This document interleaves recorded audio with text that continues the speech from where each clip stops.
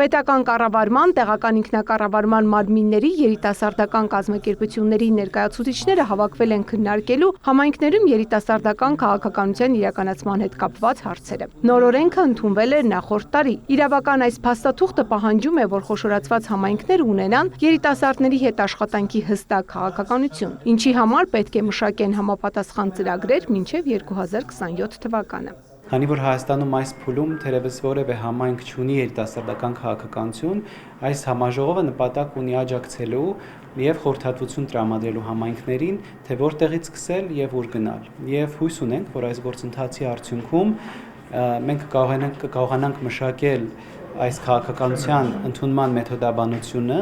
այն կրթության, գիտության, մշակույթի եւ սպորտի նախարարության կողմից կընդունվի որպես նախարարի հրաման եւ կդառնա արդեն պարտադիր իրականացման համար։ Որպեսզի երիտասարդական քաղաքականությունը լինի համագործակցային, մասնակցային եւ փաստահեն, նախաձեռնել են առաջին ազգային համաժողովը։ Երիտասարդական քաղաքականության մեխանիզմը նոր է Հայաստանում եւ նման քննարկումը մեզ համար կարեւոր է, քանի որ մենք էլ կփորձենք որպես թիմ ներկայացուցիչ համայնքներում իրականացնել մեխանիզմը, որպես ակտիվ երիտասարդ կներգրավենք ծրագրերին եւ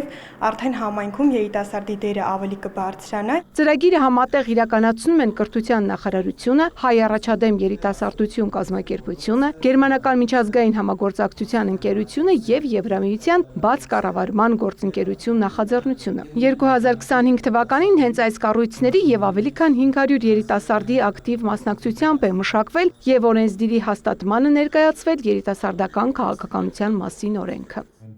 Այստեղ անցկացվող քննարկումներն ու ձևավորվող առաջարկները կդառնան ուղեցույց առաջիկա տարիներին Հայաստանի երիտասարդական քաղաքականության իրականացման համար։ Ձեր մասնակցությունն ու գաղափարները կարևոր են, որպեսզի այդ քաղաքականությունը լինի արդյունավետ, հիմնված երիտասարդների ու պետական համակարգի իրական փորձի վրա։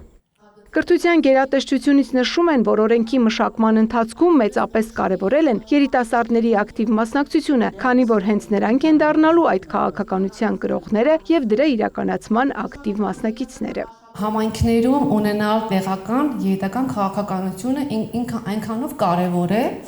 որ ինքը դառնում է շատ ժամանակին համահունչ, այսինքն ինքը արձագանքելու է համայնքներում, որտեղ ապրում են երիտասարդները, իրենց առաջնահերթություններին, կարիքներին, իրենց խնդիրներին, ինքը չի լինելու ձևական մշակված ինչ-որ մի փաստաթուղթ։ Իդեպ Հայաստանը 2011-ին միացել է բաց կառավարման գործընկերություն նախաձեռնությանը, որը միտված է պետական կառավարման համակարգի արդյունավետության, հաշվետվողականության եւ թափանցիկության ապահովմանը։ Վարչապետի աշխատակազմում վերջերս հիմնել ենք մասնակցային եւ բաց կառավարման հարցերի վարչությունը, որի հիմնական առաքելությունը միտված է քաղաքականությունների մշակման եւ ինստիտուցիոնալ բարեփոխումների ճանապարհին, հասարակության մասնակցայնության ապահովմանը, իհարկե նորարարական գործիքների եւ թվային տեխնոլոգիաների ներդրմանը։ Մեթոդաբանությունը պատրաստ կլինի 2026 թվականի ավարտին, 2027-ից կմտնի գործնական փուլ։ Ծաղկանուշ Միրզոյան, Ռոմիկ Խաչատրյան, լուրեր։